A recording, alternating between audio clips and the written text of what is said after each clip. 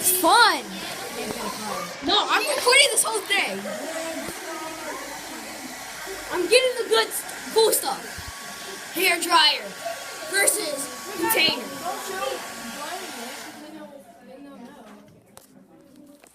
I'm not sharing it. No, there's not.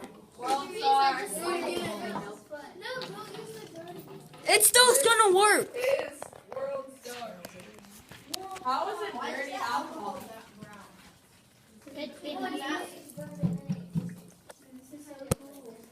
I have a lot of alcohol in it. So what happens then?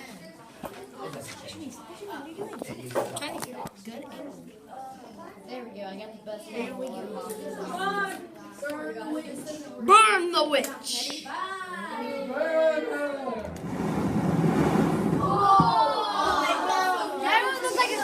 Yeah. Fireworks! Literally fireworks. It's fire and it works. Actually, when it burns oxygen, the alcohol and all that makes water. So that's good water or bad water? I wouldn't, because there's going to be leftover alcohol in there, and this alcohol is actually poisonous. Can I try it? There are different kinds of alcohol. So the kind that people drink in like wine and beer That's is bad. different than this alcohol. That makes you Like drunk. rubbing alcohol, and like hand sanitizer and stuff. I'm sure you've all met that idiot who's like, I'm going to drink hand sanitizer because it has alcohol in it. I drunk hand sanitizer. That idiot is going to get poisoned because hand sanitizer is a different kind of alcohol, isopropyl alcohol. It has a different chemical formula, and it will poison you. You ever heard like moonshiners going blind from drinking something like that? Yeah. This is what they drank. Do it Different, one more time. different kind of alcohol. Different kind. All right, One more we're done with that. time. Aw. So what was our conclusion? Our results was failed, and then finally it lit on fire when we added oxygen, right?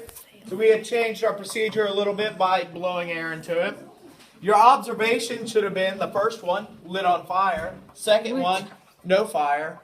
Third one, no fire. Well, a little bit of fire. Not a whole lot. So the conclusion should have been by adding the air to the jug, it caused it to burn. Yeah. Yeah, that's the alcohol in it.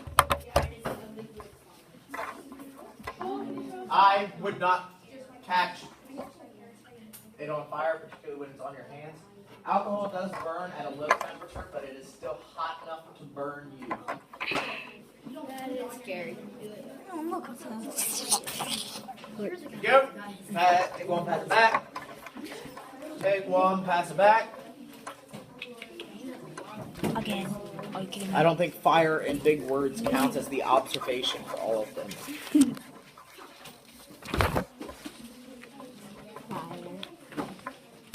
Fire.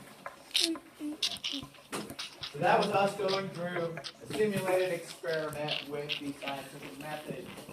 That means you're going to be going through scientific method in almost every experiment we do. You're going to have a question or a problem, and you're going to have to test it to solve it. So that means you need to know and have the scientific method down pat. Also, we're going to quiz on it. There will be that. I'll be happy that day. You'll be very. Because you want to see us suffer. I like making you suffer. Especially what I just said. Alright, make sure that your first, last names are on this sheet. First and last. First and last and bell number. First and last. So make sure your first and last name is on here. On this side, identifying variables. You are going to underline independent variable, circle the dependent variable, and you only have to list two constant/controls. So if I were you, or you easily forget things, I would go ahead and mark that 3 out and turn it into a 2. on the identifying variable side. The identifying variable side underneath the instructions. Otherwise, you're going to be doing extra work. You forget. I'm literally touching. So, mark out list 3 and put list 2 constant control variables in the instructions. Then write a hypothesis or prediction. So we'll go through number 1 together. How does the distance from an eye chart affect the number of letters that are recognized on a line? So what is the independent variable that you would test if you were measuring this? What is the independent variable? How does the distance from an eye chart affect the number of letters that are recognized on a line? What is your independent variable? What is the part you're going to underline?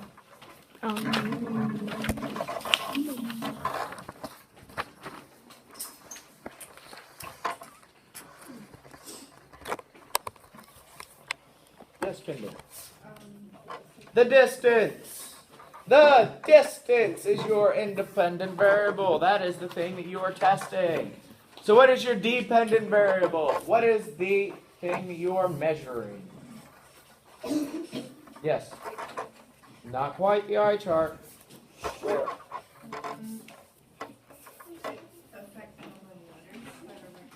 The number of letters that are recognized is what you're measuring. The number of letters recognized. So you should circle number of letters that are recognized, and you should underline distance. Because distance is what you're testing, and to measure that is the number of letters that you recognize.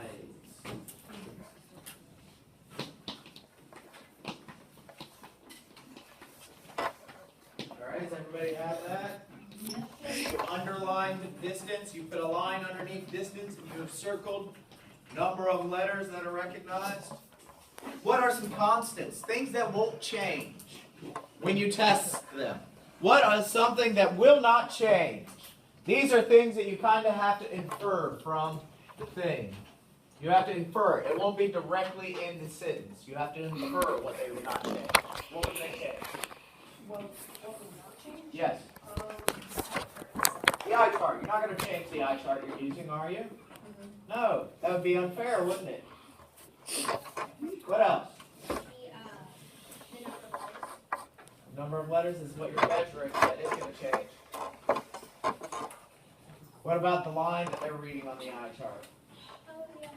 You're not going to make one person read the big, gigantic E and then have somebody else read the real tiny lines at the bottom, are you? That wouldn't make a good result for a test, would it? Because you could probably read the top line from across the room. But can you read the bottom line? Probably not. So that's going to change your results too. So you're going to want to have the same line that they read. Are you going to use the same letters? Yes. Yeah, you'll use the same letters. If they're not using the same letters, then maybe somebody just bad at reading R's. Oh, what is that? Right? So what would your hypothesis or prediction be based on that question problem? If, like, say if one person is really close, they can probably predict, say more numbers. So if you are closer, then you see the letters better. That'd be a great hypothesis. Or, if you're further, it is harder to see the letters, right? If you are further, then it is harder to see the letters. So that's an if and then statement. If and then statement.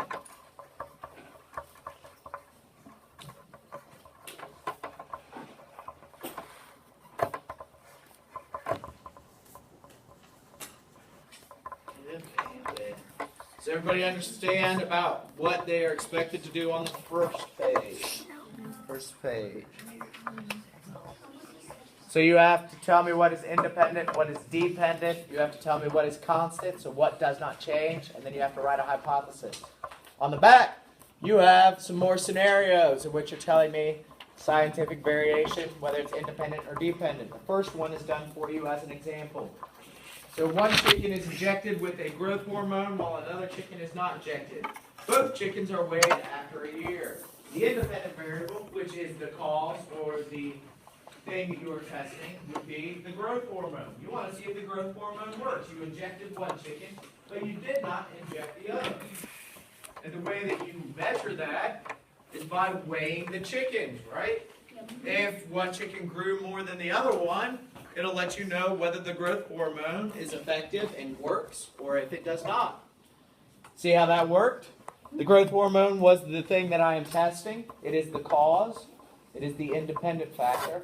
And the effect is the dependent factor, or usually what I am measuring. What I am measuring.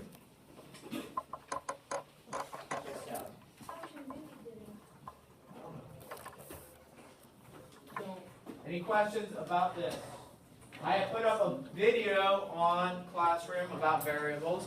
If you feel like you need a little bit more on variables, you have the notes on variables that is also on Classroom.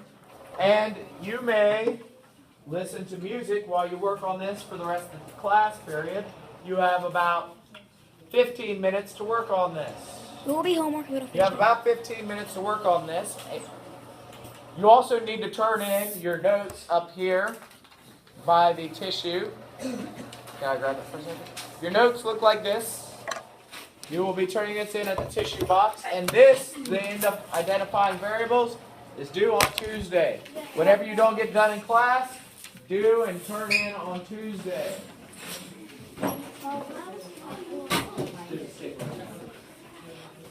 Can you do this for me? No, please. No, please. No. Can you go to my set for me?